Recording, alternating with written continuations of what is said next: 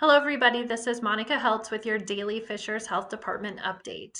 Just a couple of things to cover today. We'll try to keep this short and sweet.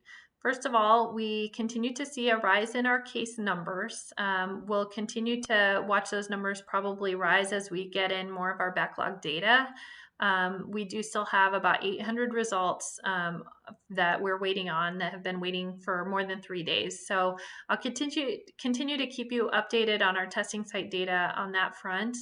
We are starting to see more results come in than we're submitting, so we hope that trend continues and we can continue or get back to getting you your results very quickly as we have been doing. The other thing I wanted to cover today was the difference between isolation and quarantine. So a lot of people continue to write with questions about isolation and quarantine, and we don't expect you to be the experts on this, but we just thought some more information might be helpful.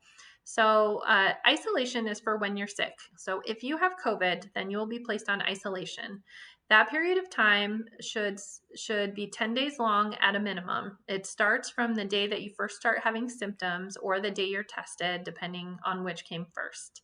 If you were just tested because you were going to visit grandma, then it starts from that date.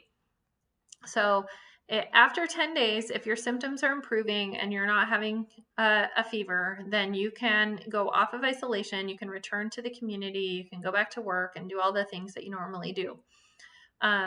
So that's isolation. Quarantine is a little bit different. So quarantine is what happens to your close contacts. If you're the one that with COVID, your close contacts would be placed on quarantine. So if you are identified as a close contact, then you will need to quarantine for a full 2 weeks or 14 calendar days. And that time period starts from the date that you were last in contact with somebody who has confirmed COVID. As long as you were in contact with them while they were infectious. So that covers a couple of different criteria. The infectious period for a person with COVID starts 48 hours before they start having symptoms or 48 hours before they're tested, whichever date we're using for their isolation period. So if you were in close contact within that 48 hours, if you were within 6 feet of that person for more than 15 minutes, then you will be placed on quarantine. And that in practice, it's pretty much the same as isolation. You still have to hole up in your house and try to stay away from people. We still advise that you get tested, monitor your symptoms, make sure you're okay.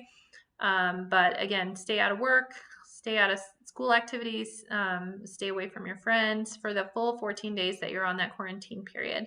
And that's important so that you don't unknowingly infect someone else if you should be infected based on your exposure. So this is how we get ahead of the virus. So again, isolation is if you're sick. That period of time is generally 10 days from the start of symptoms.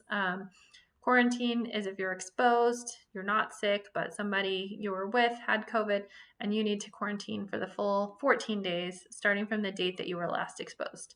So I hope this helps some of you with some of those questions. If not, we're always here to answer those questions. That guidance is available on the CDC website and the State Department of Health website as well. So take care, be safe out there, keep wearing your mask. Thanks, bye.